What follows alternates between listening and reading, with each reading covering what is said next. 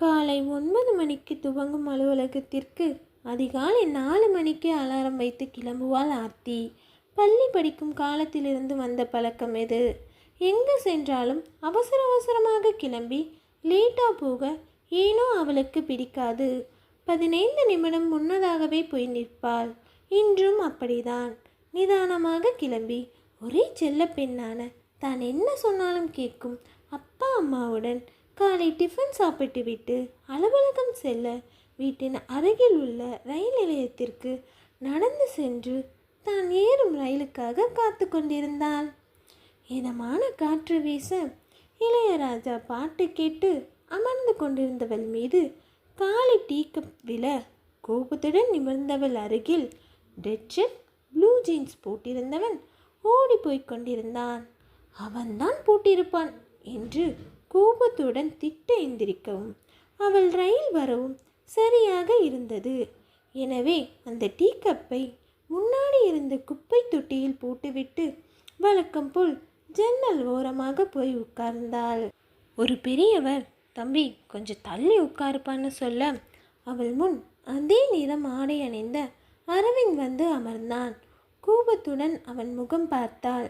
அவனும் ஐயோ மாட்டிக்கிட்டோமே என திருவென முழித்து சிரிக்கவே எங்கே தன் கோபம் சென்றதென்று அவளுக்கு தெரியவில்லை. ஏதோ பல வருடம் பழகியது போல் ஒரு உள்ளுணர்வு. தன்னையே அறியாமல் புன்னகைத்தாள். கண் எதிரே ஒரு தேவதை அமர்ந்திருப்பது போல் இருந்தது அவனுக்கு. அப்போதுதான் காலையில் அம்மா சொன்னது நினைவிற்கு வந்தது. என்னடா அரவிந்த், எப்பவும் நான் 1 மணி நேரமாவது எழுப்பினாதான் முழிப்பேன். இன்னைக்கு என்ன, நான் எழுப்புறதுக்கு முன்னாடியே உலக அதிசயமாக முழிச்சிட்டேன்னு கேட்டது. ஒருவேளை இவளை பார்க்க தான் தூக்கம் இல்லாமல் முழிச்சு டென்ஷன் ஆகி அந்த டென்ஷன் குறைக்க டீ குடித்து அந்த டீ கப் தூக்கி போட்டால் அது ஒருத்தி மேலே விழ அவளிடம் மாட்டி விடக்கூடாதுன்னு ஓடி வந்து இப்படி அவ முன்னாடியே உட்கார்ந்திருப்பதை எண்ணி சிரித்தான். இப்படி இருவரும் ஒருவரை ஒருவர் பார்த்து சிரிக்க இனிதே ஆரம்பித்த இந்த ரயில் பயணம் இப்படியே தொடர்ந்தால் இனிதாக இருக்கும் என இருவர் மனமும் ஏங்கியது. ஆனால் இறங்கும் இடம் வந்தால் இறங்கிதானே ஆக வேண்டும். எனவே அவரவர் இறங்கும் நிலையம் வந்ததும் இறங்க மனமின்றி இறங்கினர். அடுத்த நாள் வழக்கம் போல் அரவிந்த் தூங்கி கொண்டிருக்க அம்மா அவளின் அன்றாட வேலையான அவனை எழுப்பும் வேலையை ஆரம்பித்தாள். எந்திரிடா, மணி 7 ஆகுது என்றாள். தூக்கம் கலைந்தவனாய் 9 மணி ஆஃபீஸ்க்கு 8 மணிக்கு முழிச்சா போதுமா என்றான். சரியான சோம்பேறி பிள்ளைடா நீ என்றதும் அவன் முகம் வாட அதை கவனித்தவள் அவன் அருகில் வந்து தலை கூதியவாறே, நான் உங்கள் அப்பா இல்லாமல் படும் கஷ்டத்தை புரிந்து நடந்து கொள்ளும் தங்க பிள்ளைடா நீ என கூறினாள். உடனே சிரித்து கொண்டே அவ்வளோ நல்ல பிள்ளையாமா நான் என்றான்.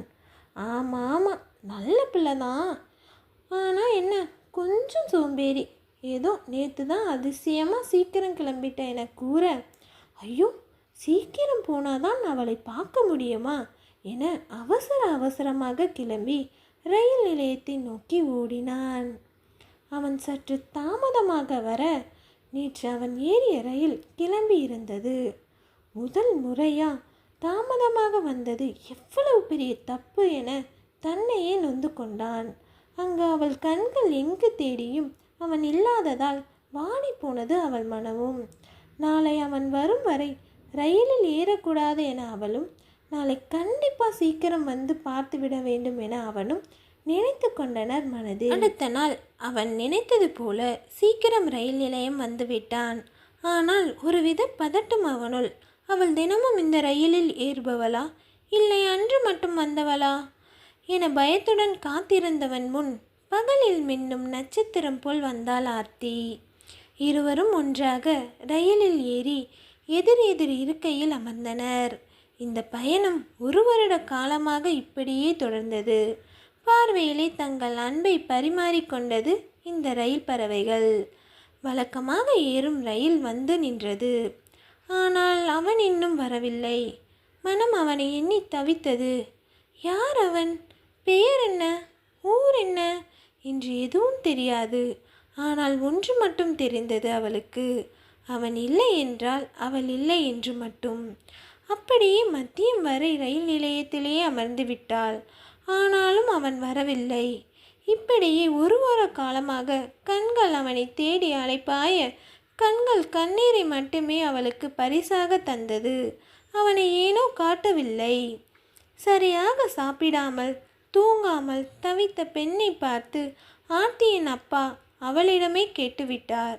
என்னம்மா, என்ன ஆச்சு? ஏதாவது பிரச்சனையாம்மா?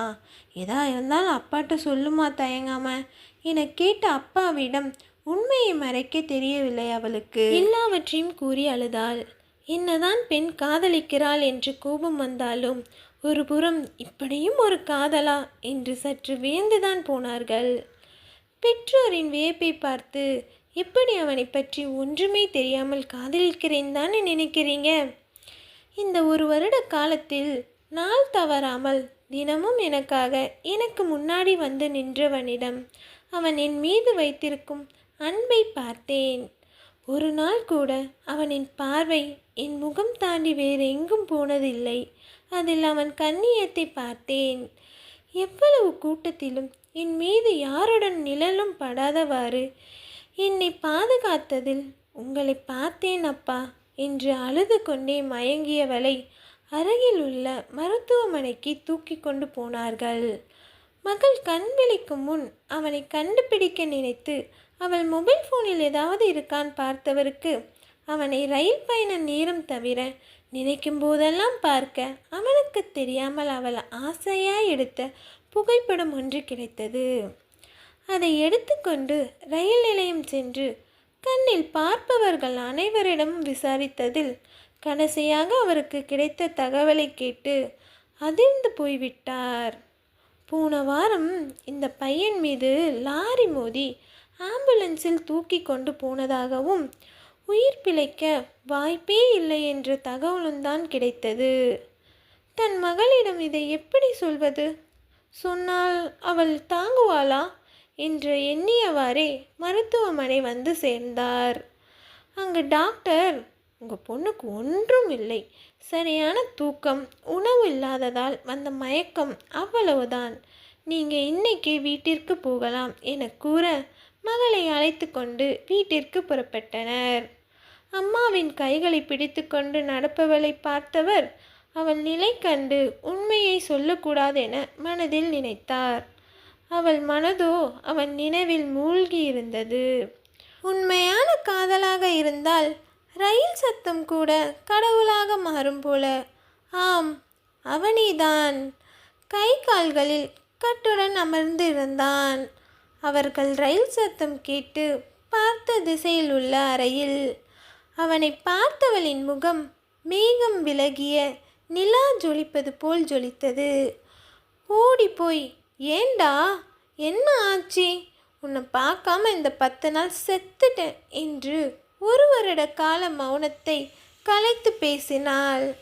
எனக்கு ஒன்றும் இல்லைம்மா, சின்ன ஆக்சிடெண்ட் தான், விட்டிருந்தா 2 டேஸில் நானே உன்னை பார்க்க வந்திருப்பேன் என கூற அருகில் இருந்த அரவிந்தின் அம்மா, என்னடா நீ சீக்கிரம் எழுந்தரிக்க காரணமானவள் இவள்தானோ என கேட்டு சிரிக்க, ஆமா என்பது போல் தலையசித்து சிரித்தான் அரவிந்த். ஆர்த்தியின் அம்மா அப்பாவும் மகள் சிரிப்பை பார்த்து நிம்மதி பெருமூச்சு விட்டு சிரித்தனர். காதலை சொல்லாமலே காதல் என்னும் இனிய வானில் பறந்தன இந்த ரயில் பறவைகள். என்னோட இந்த கதை உங்களுக்கு பிடிச்சிருந்தா என்னோட சேனலை சப்ஸ்கிரைப் பண்ணிவிட்டு இந்த கதையை எல்லாருக்கும் ஷேர் பண்ணுங்கள். தேங்க்யூ.